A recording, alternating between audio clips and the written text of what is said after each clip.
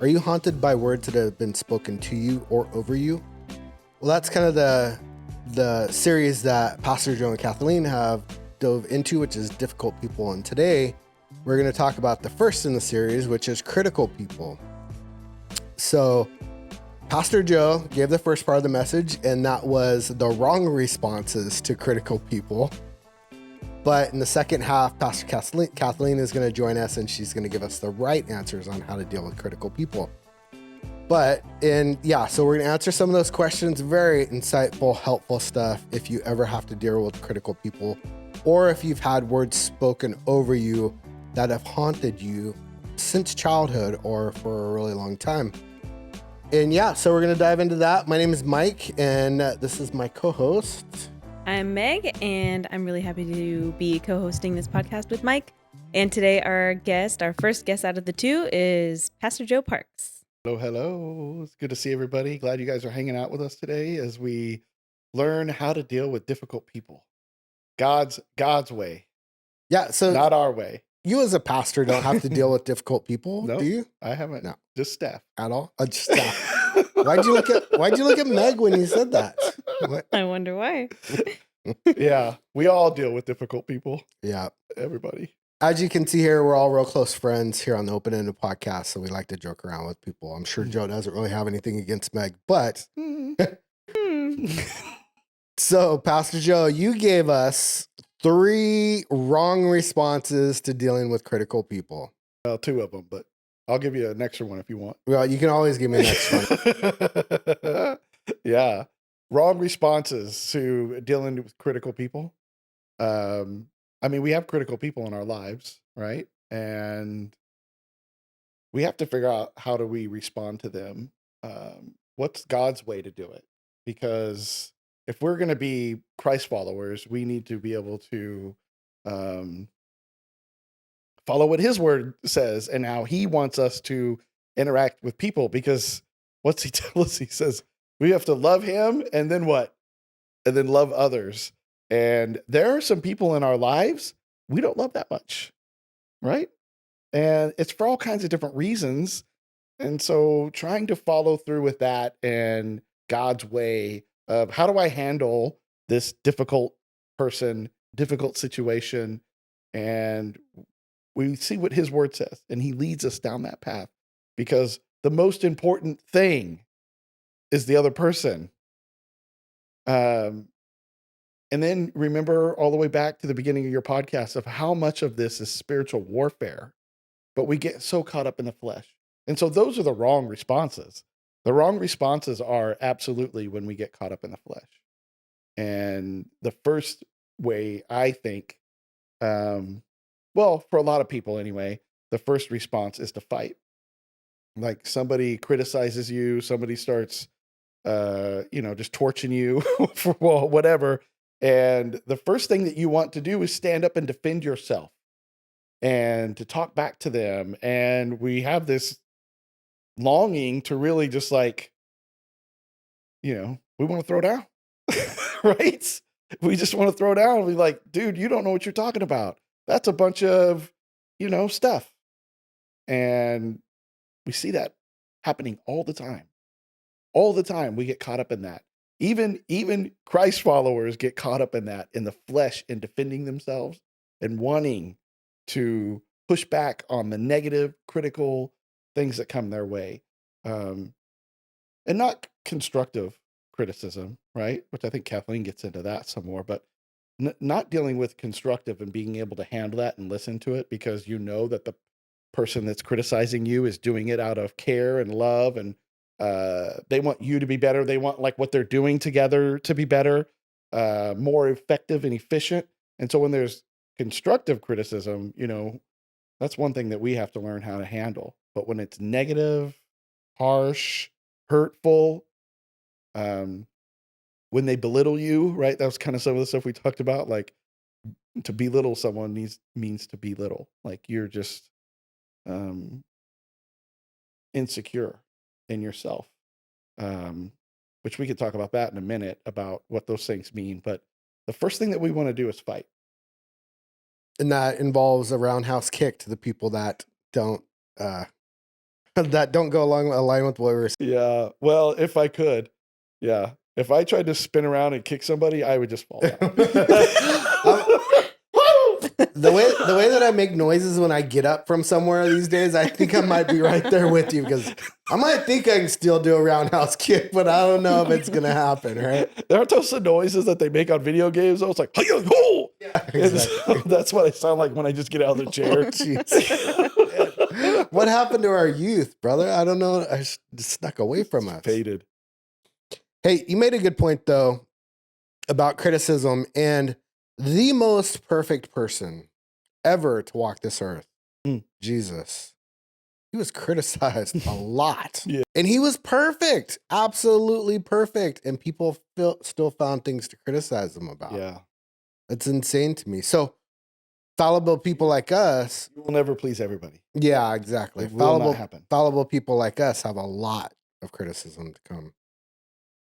So something that you said that really struck me, and it is so, so true. And the older that I get, the more that I see this, and that is that, and you kind of touched on it, praise and criticism are windows to the heart.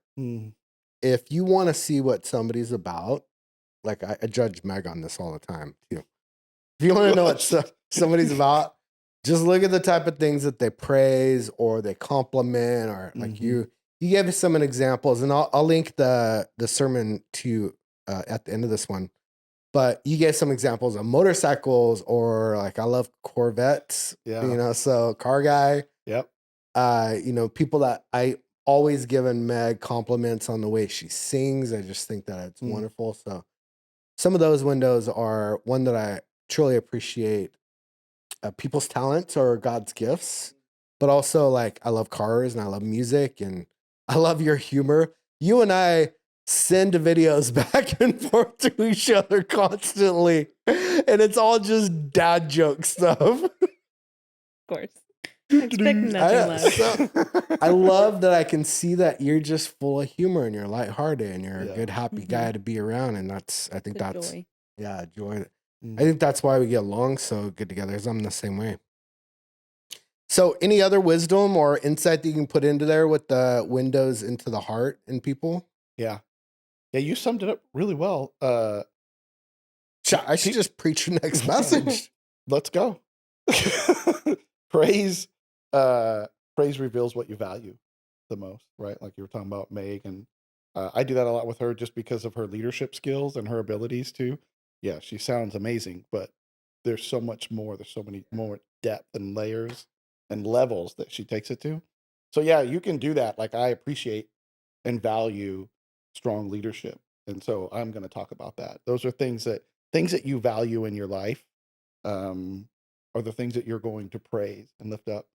I don't remember if we've talked about this on the podcast or not, but praising things. Like one time Meg called me out a little bit and told me that I was a star doler. Oh, here we go. I called him a star doler. Like a kindergarten star? Yes. Oh, like, nice. You're a star, you're a star, you're a star. Because he's such an encourager. He has a heart to just build people up and build people up. And all I'm saying, just to clarify, is that when he's doling stars out so much, there's a potential. Yeah. And this I told as my friend and my pastor and my boss. The more that stars that you dole out, the person who are getting the stars, it might mean a little less because they go, oh, okay, well, anyone gets a star. What did I even really do? So I just made a comment about that. Yeah. His heart is so encouraging and building up that he really does look at people and go, you are a star. You're amazing at what you do. All those things. Anyway. I want to, it was actually, nobody had ever said that to me. This is when I'm talking about the layers and the depth and her leadership. Nobody had ever said that to me before. And I was like, oh, dang, she's right. She's right. It can decrease value. And when you're praising things, it's showing what you value. And really the way that she described it to me was what you value is encouraging others. Right. And so I had to pull back and look at that for a second. And then we actually talked through it, some other steps to take and so forth, which is incredibly helpful for me. And so what you praise are the things that you value. And I guess even in this case, we could say how you do it. Right. Now, the other part of that is what you criticize is where your insecurities lie. Yeah. And that we see that happen more often, I think, than the praise. So what we have is, what would that be? What kind of dollar is that? Demerits. Be thrown out. You're a demerit dollar. Just throwing them out everywhere. Yeah. And I think that that's a really important thing to touch on, because we can all agree that what you praise and how you do it speaks to what you value and how much love is coming out. How you dole out criticism, how you do it also speaks to potentially a lack of love. Are you approaching the person in love to give them something constructive, like we're going to go over with Kathleen too? Are you doing it that way to love them, to hope to see better things come? Are you calling them higher? Or is it just to be like, boom, and then you feel a little bit better about yourself temporarily, by the way, because that doesn't last. You end up feeling worse later, right? More insecure later, because now you've hurt Knocking someone. people down to lift yourself up. Yeah. It doesn't last. You can't stand very long on a broken back. Yeah. Is the phrase. So Yeah, you guys bring up interesting points, because I've actually taken it two different ways. Like being bullied in school when I was younger, I actually learned really early on that was an insecurity for somebody. I don't know if maybe an older brother taught me that, or a teacher or something. Then I started using that to get to make them stop bullying me. Like starting a conversation, like, I know you're insecure about this, so I'm going to start a conversation about why you're insecure, and then that would make them stop bullying me. I feel like they would you'd have a get talk punched with me. harder. No. It actually kind If of, I said that, roundhouse Well, kick. it did work in some bad ways, because this one bully, he stopped bullying me, but then he invited me over to his house because he saw that I was being nice to him and everybody else was just being mean to him. I was like, I don't want to go over to your house, man. You're a bully. I don't know what you're going to do to me. And I remember asking my mom to put itching powder in your pants. like, Mom, can I go over to this guy's house? And I'm like shaking my head, and she still's like, yeah, go ahead. And I'm like, oh, great. No, Mom, no, you don't understand. So Did you end up making a friendship with this guy? I know, no, I was very Oh. insecure around the guy. He Gotcha. didn't bully me anymore, though. And then later on, I started fighting, so I didn't get bullied anymore. So just before we move on, to land really quickly on the how we praise too, I think a helpful thing for anyone who's looking for, okay, well, I want to do a better job of praising well, maybe not being a star dollar or something. Or maybe I just want to praise more. Maybe someone's realizing I never compliment people. I never lift them up. Being really intentional with what exactly did you like about that, being specific, is something I hear over and over again from people.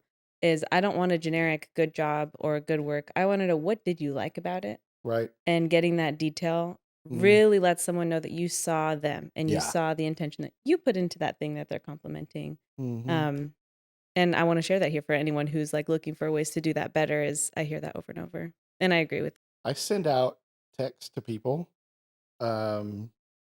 post Sundays, and it's basically, the idea behind it is exactly what she's talking about there. Is I'll try to send it to somebody, though, like not necessarily staff folks, because I'm going to see them throughout the week and talk about it, but volunteers, people that are out there that are greeting or doing stuff, and I'll send something, a note just saying, hey, I saw you in action today, and I just wanted to say thank you for that, and loving on people and so forth, but letting them know, just like what Meg said, letting them know that people see what I'm doing out here will lift up their spirit and their passion to like even continue to go forward, because you're like, that you're making a difference in anything, and that's like in doing something, but Meg's just talking about in a general idea of just helping somebody to feel secure in themselves, so they're not battling all the insecurities that we face day in and day out all the time. Yeah. It's a great point. I'm glad you clarified that. Just be intentional or deliberate about the subject that you are praising somebody about. I love it. So, Joe, you talked about flight or defensive, and you talked about replaying it over in your mind. I'm a big replayer over in my mind. I could have said this. I could have said that. I could have did this. Oh, man, if I could see them again, can we replay that? Can we do it over again? And it never happens. And it's just a waste of space in our brain to think that way, isn't it? Man, you want to talk about building up anxiety and stress in yourself and just more worry. Yeah, that's the second wrong response. So the first wrong response is fight, which I think a lot of people go to, but also a lot of people will choose flight, where they just shut up. They just kind of go into their hole and become like a hermit almost. Like I just, and it's like, you hurt me. And so I'm going to stay away from you and keep my distance from you and not have you near me. It's that flight mentality of, well, the way that I can protect myself is to stay away from you. Rather than confronting and dealing with it, you push that away, take my ball and go home. I would speculate that that's the most common Mm. response. Mm-hmm. Withdrawal. I wrote down withdrawal. I feel like people don't, it's not worth the confrontation because a lot of people see that confrontation as conflict or as if it is just straight criticism and not calling into something loving. Yeah. It's way easier too to just be, oh, okay, never mind. Don't need to worry about you anymore. Next, I'm not going to go back somewhere that makes me feel either challenged or maybe it actually is an unsafe, you're just mean situation. It could be either, depending on who it's coming from and how, right? Right. I think this fits in along with that some people don't like conflict. So we avoid conflict by withdrawing. I know I don't, but I can't speak for everybody. Yeah. So I But it's definitely the majority do not like to get into it with other people. Everybody wants to kind of just live in their own space and be carefree in their own space and not have to butt up against anybody else. There are a few people that love it. Yeah. For sure. Our percentage. Fun. What? And But it's way more comfy that way for me. digging into that a little bit, some of my best relationships have come out of conflict because I resolved the conflict with them. And it actually made us grow stronger or closer together because I told them, hey, I'm not sure how I feel about what you just said to me or something like that. Or Meg said that to me before. I'm not sure how I feel about that. So, it makes you, I think in human nature, it makes two people problem solve together, which intentionally brings people closer together. So I like that response. Flight or withdrawal, and these are the do not responses, the wrong responses. Don't back away. Don't withdraw. If it's safe, have that internal conflict with them or that conflict resolution with the person in would you say spiritual or is that Christianese? In a spiritual way? In a win-win situation. What we're looking for anytime there's respectable. In a respectable way. Yeah. But you want a win-win outcome. Yeah. It's not I win, you lose. Right. Really? I'm not used to losing, so I don't know what that feels like. Yes, you are. I don't know what that feels like. Maybe I'll have to talk to me about that. So Kathleen might be coming in. All right. Any last wrap-ups that you wanted to dive deep into that you didn't cover during Sunday message? I don't know. I don't think so. I mean, other than the fact that we are going to deal with criticism. It is absolutely coming. If you haven't dealt with it already, it is 100% coming your way. And to deal with it the healthy way, in God's way, not to react out of the fight, defend, or the withdrawal, and just to kind of calm yourself and sit in that space and go through what God's word says in the right responses. That takes a level of maturity, and it literally takes practice. Like you just have to learn how to do it because it's not natural for us to do that. No. We want to fight or we want to run away. So just learning that being able to calm yourself down is absolutely key, and moving forward in what God's will has for you because He has the best for you. Perfect. Well, thanks for the wrong answers, Joe. I mean, the wrong responses. True that. We're going to grab the right responses from your wife. All right. So we've just heard the 3 wrong reasons or wrong advice. I mean, wrong responses from Pastor Joe. So his better half is going to give us the 2 wrong reasons. His better half's going to give us the 3 right responses, how we're supposed to deal with critical people. So Pastor Kathleen, welcome to the show. Thanks for coming on. Yeah. Love being here. This is so fun. I know. Diving deep, talking into stuff. Okay, so obviously we just had a fun episode or a fun first half. with Pastor Joe giving us the wrong responses, roundhouse kicks and all. Oh gosh. But you had mentioned some things, the 3 responses. Your number 1 was listen. You want to listen first and concentrate on the criticism. Yeah. I mean, in most criticisms, not all, because some of them are just critical, but in most criticisms, there's probably a nugget of truth in there that you can find. And so you always want to listen and have an open ear, and not immediately dismiss, because maybe it's something that you really need to hear and it's really hard to hear. So knowing when to listen and who to listen to is vitally important. If you know that this is a person who's just sucks the life out of you, and they're just always just beating you down. No, you don't have to give that an ear. So really knowing when to listen, I think, is really important. Who to listen to. Yeah, it's such a fantastic point. And I think the more that you exercise this muscle and develop it, then where I'm going to go with it is that the further that I've developed this muscle, and I hate this aspect, but even the people that suck the life out of you, I've even found nuggets out of them that have been able to help me. It's like it's been some of the most life-altering nuggets that I've pulled from people sometimes. And I'm like, I don't want to listen to you. I don't even like you. I don't want to be around you. And you're trying to give me advice. And I'm like, oh, Yeah. wait a second. That actually makes a lot of sense. So being closed up like that could make you miss some of the best life-changing advice that you could possibly have. I think there's like feedback that people who aren't in your inner circle, they have a different vantage point than your close friend is going to have, because that's maybe they fantastic.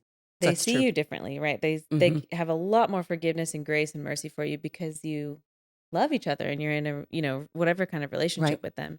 And someone on the outside who you might not have great feelings about, they could really just see something that people aren't going to see. But that also brings us to, if you are in a relationship with somebody, I was thinking about this when Joe was talking earlier too, that if someone's critiquing you a lot, how much easier am I going to receive critique or constructive feedback, or whatever we call it? Maybe we can unpack those terms. I'm going to receive it so much easier from someone who I know also sees the good in me and has expressed that too.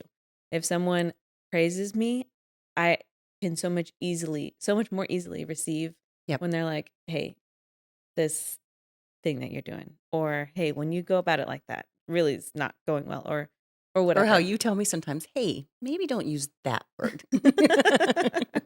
Because that word is different now than it was 30 years ago, because you're old, which is another thing that you're saying when you Didn't say that. part. No, it's, you know what? Sandy Case, most brilliant woman Yeah. in the world, she said just last week, I might misquote her, but I think I'm close, to connect before you critique. Mm-hmm. That trying, and I don't know if the word was critique, but it was something like that. Trying to critique somebody that you don't have connection with Yeah. that's going to fall on deaf ears. Yeah. And that's really not fair, because you don't know them well enough. So what are you critiquing? What are you doing? Yeah. It's a good point. I saw you bring up Sandy Case when I was prepping for the episode last night, watching the message again. And Sandy Case is one of my favoriteest people in the whole wide world. In the whole Amazing. world. She's If like, you do not know Sandy Case, Oh, you are gosh. missing out on a great, great joy. That is We true. love you. and Sandy Case, I know you're watching this, so I know Yeah. you're turning completely red right now, but we love you. In life, Sandy Case has been an instrumental mentor in my life. Like, she's like one of the people that I aspire to grow up to be. I'm telling you what. Right. Yes. She's in my Christian walk and just in life in general. The way I often put it, like, I've seen her, like we're talking about, not criticize people, but correct people, but in the most loving way I've ever experienced in my entire life. And I'm like, oh my gosh, I want that. Teach me, oh wise one. Teach me how to do that. Because that was beautifully done. Yeah. And the person walks away feeling loved because she just genuinely loves everybody. Well, for the most part. I assume. I would expect. So your second point was to answer. Sometimes we need to defend our decisions or form a criticism. So Yeah, and I think that one of the things I talked about was, maybe somebody is criticizing or giving you a critique or a correction or whatever you want to call it because they don't really know the situation. And I think that when you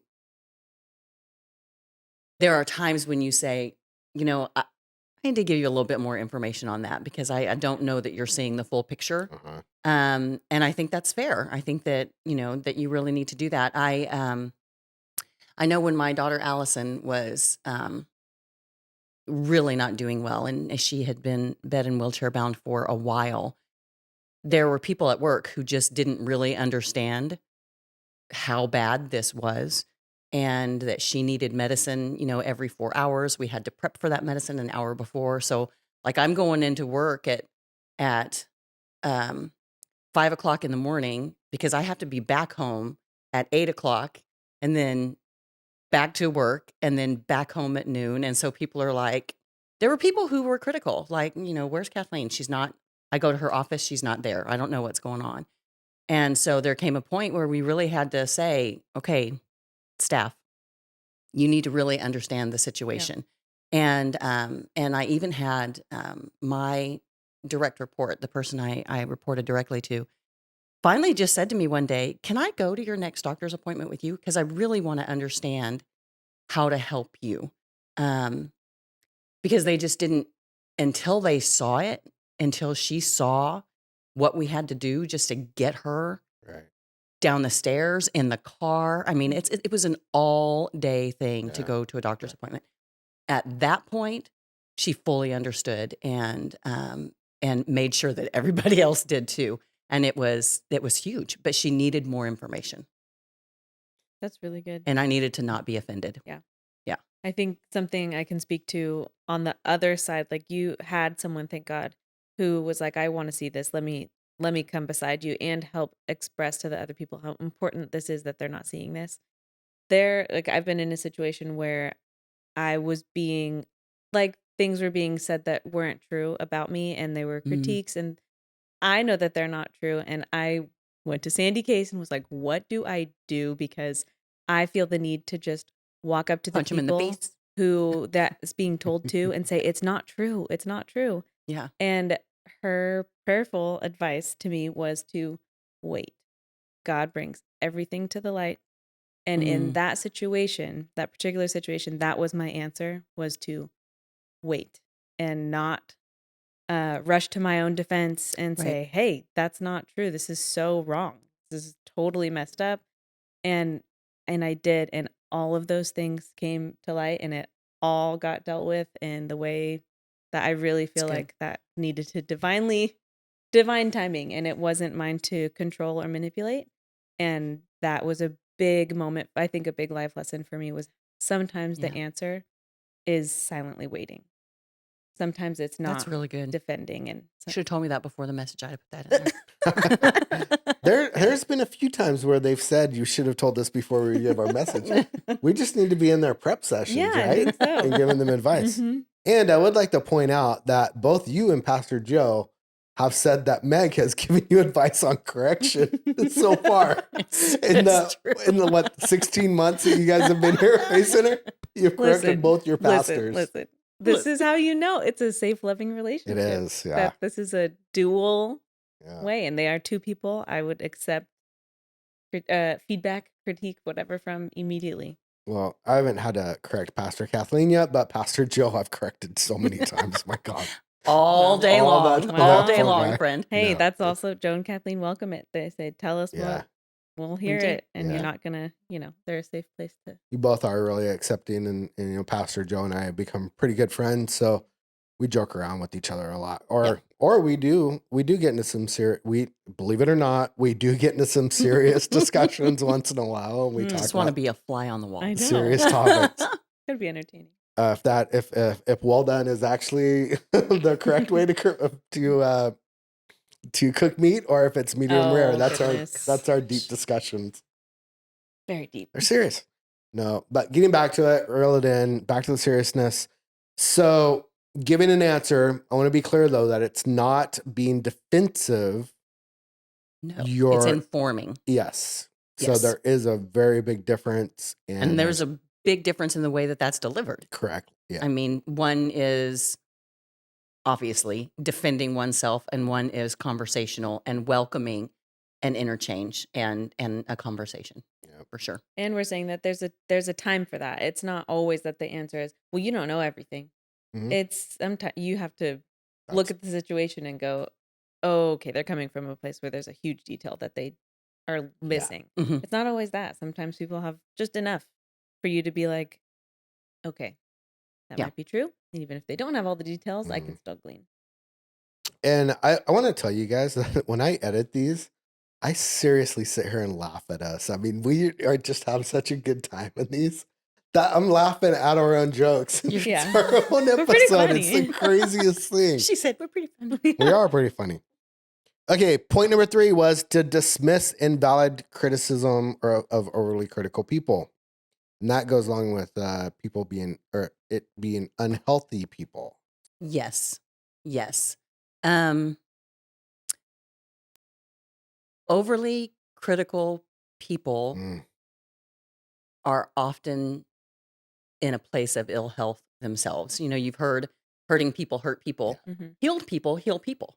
Also, I mean, there's Mhm. the flip side of that. So if somebody is right in the middle of their struggle, their hurt, their disappointments, their pains, their whatever, they're just not usually going to be able to see real clearly what's going on with you. And so you have to be really careful who you're letting in. I know that you guys have heard me kind of talk about my circles, right? Where I put people, Yeah. the share, check, share Mhm. kind of thinking. So do you want me to explain that real quick? Sure, go ahead. So the share, check, share is everybody in my life kind of starts here. And then I get to know them and then I share a little bit with them and then I check. So I wait and I sit there for a little bit and I see, is that going to come back at me? Are they going to use that Mm. against me? Am I going to hear 10 other people heard about what I shared with this Mm. person? And depending on what happens in that check time, they either come in or they go a little bit further out. The people that are further out, I'm going to dismiss Mm. because I've shared, and I've learned that's not a safe place or that's not a healthy place.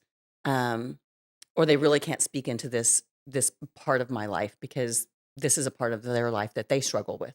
So, but in the same way, healed people heal people. So if individuals who have been hurt or abused or have been in personal sin or whatever it might be, they've come out of that and they have found healing, they're going to have my ear because I want to hear what they have to say. They've walked a mile before me, Yeah. you know. And so I want to hear what they have to say. So you have to figure out where those people are, and if they're out here, that's okay to dismiss. It's okay to do that. It's healthy to do that.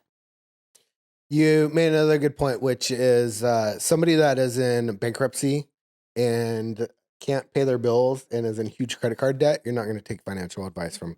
And I know you love talking about money, so I want to bring up money this episode. You know what? It's okay because I'll say my oldest daughter just had her first baby, and we have a family member. I was about to say in our family. That's obvious. We have a family member who is currently incarcerated and has had 3 children removed from her care. And about 2 weeks after my daughter had her baby, this family member is on the phone with my daughter trying to give her parenting advice. And my daughter's like, what? What is happening here? She's like, I don't even know why she would think that she had advice to give me. Her children have all been removed. She's done nothing to get them back. Why are you giving me parenting advice? It was just an odd kind of situation. So it's kind of similar. Right. That's a dismiss. Yeah, exactly. And I get people like that in my life too. But it goes back to the point where we can usually find nuggets. Like I was a dumb father raising my kid. And that was one of my points I'm going to get to next.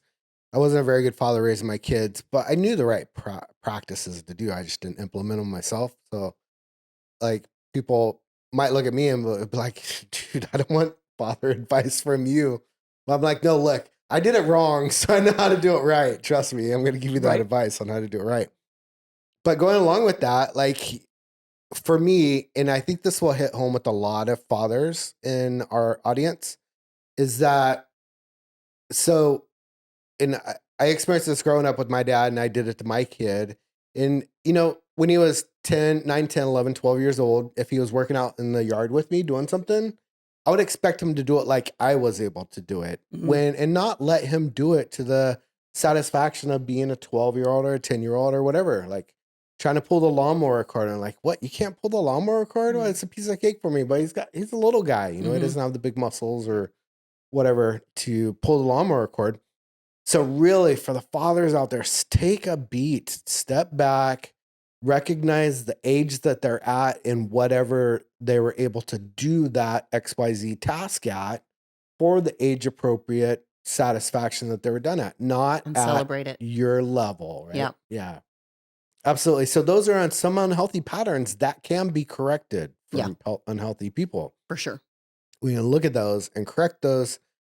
But then you were talking about the unhealthy people, like the negative Nancy's, or what would be the male equivalent? Negative Ned. negative Neds. Yes.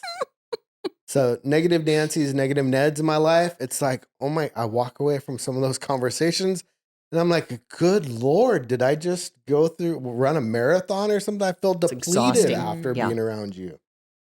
It's So exhausting. Yeah. I'm with you on that. Unhealthy people, they stay in check. I don't necessarily have the share check method in my life because I really don't care what people say about me. I know who I am and I know who my good friends are. But I can appreciate that. I can recognize that.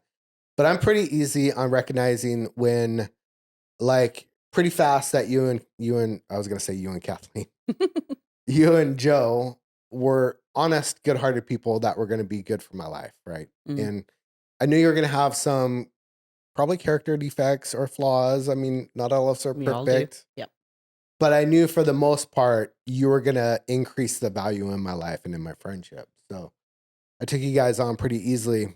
But I do have those types of relationships where I'm like, hey, I feel really good about our friendship, but we just met. Let's see where this goes, So Yeah. do you have any kind of conflict in that or advice in that? Do you do that with your friends too? Or are you all in with somebody when you first meet them? Or are you?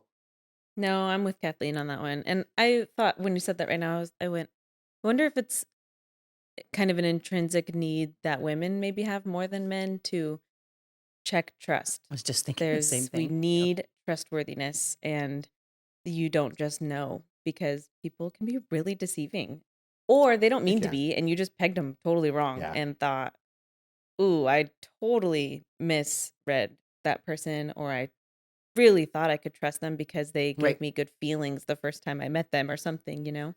So and on the topic of critiquing and praise, again, I'm going to take it so much more to heart and keep it with me if I trust the person, if I respect them, if they're in relationship with me.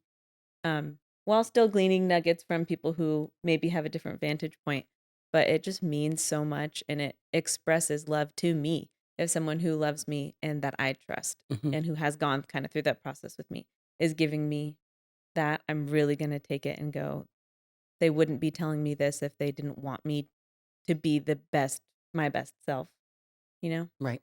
So, Yeah. And maybe it's I'm a with little you bit on that. different even for men and women because female relationships are a little bit different. Yeah. Women Very can, true. be a little catty. Yep. Sometimes. Really? Yeah. I didn't know Woman this. And, to woman is little one of the gossipy. most Wow. delicate. Like, I feel like woman to woman relationships are some of the hardest to peg because I don't even know how to explain that further than you just don't know. You need to take your time. You take it. You have to just Men be. are a little bit more straightforward. Yep. I think it's the straightforwardness versus the very complex. We've talked about that on this podcast before, right? That the differences between women and men, and something about women is that our expression of self is incredibly complex. And I don't think that men are not complex. I think men are very complex. But the expression of No, it we're not. really, I think men are really complex. Feed us and let us go hang out outside once in a while. We're perfectly happy. Yeah. I think it's that much more straightforward. That's what But- I'm saying. Yeah. Yeah. But to figure out exactly what's going to make the man happy is what makes you complex. But once you know kind of what it is, it's straightforward versus So I think that's where that comes from. I Mm. think it is kind of more intrinsic to women to have that need. But Well, yeah. as both of your friends, I'm very sorry if I've ever leaked out anything that you've entrusted me Uh-oh. with saying, because I am a chatty Ned, or what would be the man equivalent of Kathy? Chatty.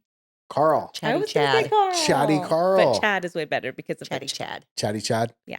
Well, I'm a chatty Chad and I'm a people person, so I like to talk. As we experienced yesterday at lunchtime, I let something out that I wasn't supposed to let out, which I had to retract an hour later. Oh man. So my apologies if I've Note ever to let self. anything out. It's check, circle, check. What? Share. That was terrible. Share, check, share. Share, check, share. Okay. Share, check. Circle, check, circle. Circle, square.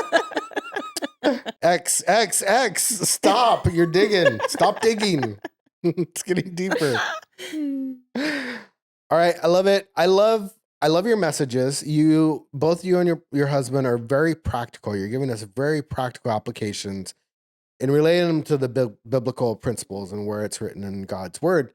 In the open-ended FC podcasts, I really like that you can have a conversation with us about it, though.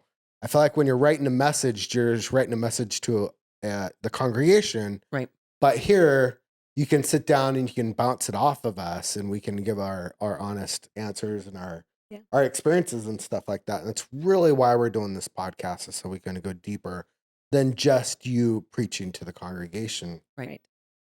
So I love the fact that you open up to us. I love how open and honest you are and how much you are willing to joke around with us. I think that's what makes this podcast so much fun. Is how much we put up with Mike. That's Exactly what it's all about. And that conversation stays alive, and that openness is extended to anyone listening. We want your comments. We really want that engagement with you on a personal level. We both find it really important to respond whenever we possibly can and to keep the conversation alive.